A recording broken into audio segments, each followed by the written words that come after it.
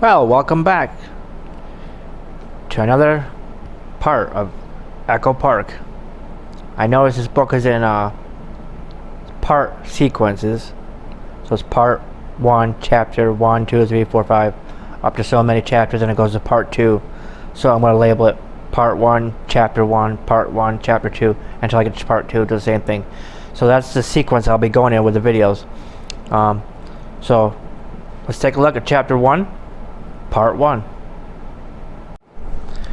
Alright, part 1, The Killer of Echo Park. Part 1, Chapter 1.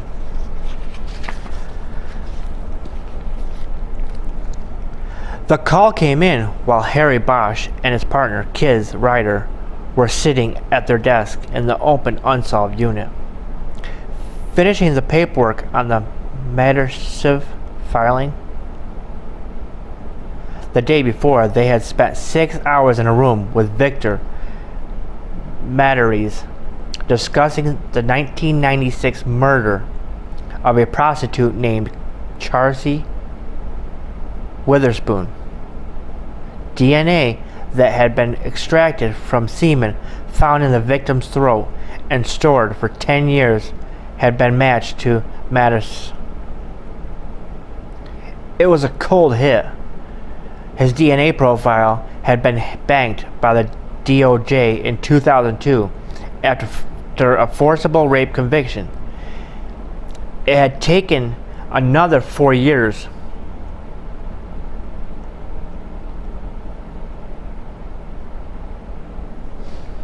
before Bosch and Ryder came along and reopened the Witherspoon case, pulled the DNA and sent it to the state lab on a blind run. It was a case initially made in the lab, but because Chelsea Witherspoon had been an active prostitute, the DNA match was not an automatic slam dunk. The DNA could have come from someone who was with her before her killer turned up and hit her repeatedly on the head with a 2x4. So the case didn't come down to the science. It came down to the room and what they could get from Matteries. At 8 a.m., they woke him up at the halfway house where he had been placed upon his parole in the rape case and took him to Parker Center. The first 5 hours in the interview room were grueling. In the 6th, he finally broke and gave it all up, admitting to killing Witherspoon.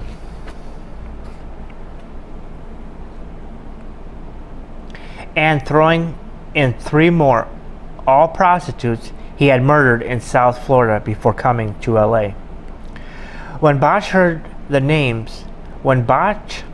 his name called out for line 1, he thought it was going to be Miami calling him back. It wasn't.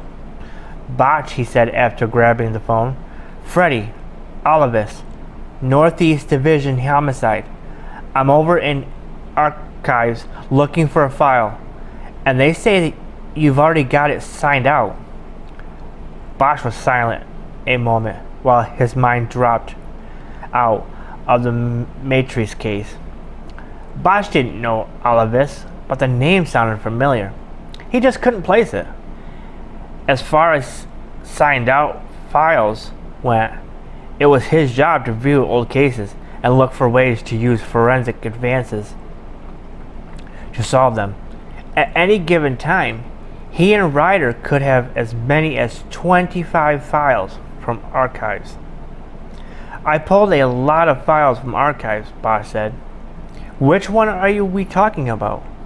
Gesto. Marie Gesto. It's a 93 case.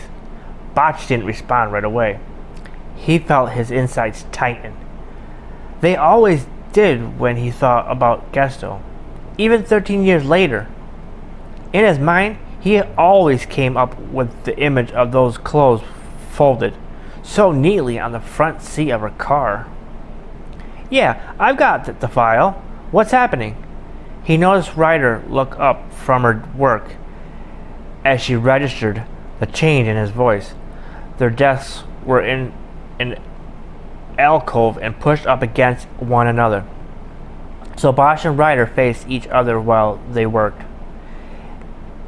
"It's kind of a delicate matter," Olivia said.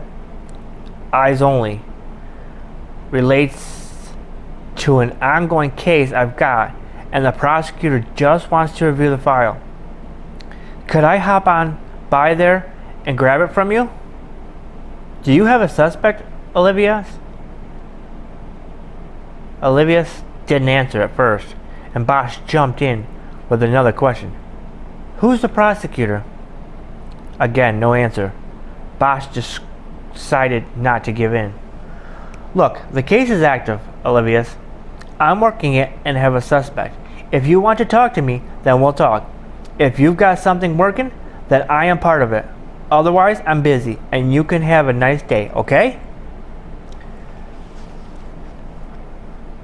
Bosch was about to hang up when Olivia finally spoke. The friendly tone was gone from his voice.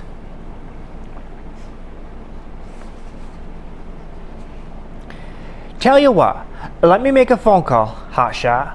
I'll call you right back." He hung up without a goodbye. Bosch looked at Ryder. "Marie Gesto," he said. "The DA wants the file?" "That's your own case. Who was calling?" "A guy from Northeast. Freddie Olivis. Know him?" Ryder nodded. "I don't know him, but I've heard of him. He's lead on the Raynard Watts case. You know the one?" Now Bosch places the name. The Watts case was high profile. Olivis probably viewed it as his ticket to the show. The LAPD was broken into 19 geographic divisions, each with a police station and its own detective bureau. Divisional homicide units worked the less complicated cases, and the positions were viewed as stepping stones to the elite robbery homicide division squads, working out of the police headquarters at Parker Center. That was the show, and one of those squads was the open unsolved unit. Bosch knew that if Olivis' interest in the Gesto file was even remotely tied to the Watts case, then he would jealously guard his possession from RHD encroachment. "He didn't say what he has going," Ryder asked. He didn't say what he has going, Ryder asked. "Not yet, but it must be something. He wouldn't even tell me which prosecutor he's working with."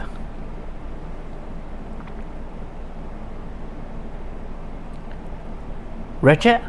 What?" She said it slower. Rick O'Shea. He's on the Watts case. I doubt Olivis has anything else going. They just finished a prelim on that and are heading to trial. Bosch didn't say anything as he considered the possibilities. Richard O'Shea ran the special prosecution section of the DA's office. He was a hotshot, and he was in the process of getting hotter. Following the announcements in the spring that the sitting district attorney had decided against seeking re-election, O'Shea was one of a handful of prosecutors and outside attorneys who filed as candidates for the job. He had come through the primary with the most votes, but not quite a majority. The runoff was shaping up as a tighter race, but O'Shea still held the inside track. He had the backing of ongoing DA, knew the office inside and out, and had an inevitable track record as a prosecutor who won big cases.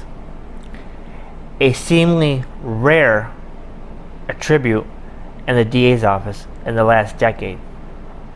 His opponent was named Gabrielle Williams. He was an outsider who had credentials as a former prosecutor, but he had spent the last 2 decades in private practice, primarily focusing on civil rights cases. He was black, while OShea was white. He was running on the promise of watchdogging and reforming the country's law enforcement practices. While members of the OShea camp did their very best to ridicule Williams' platform and qualifications for the position of top prosecutor, it was clear that his outsider stance and platform of reform were taking hold in the polls. The gap was closing.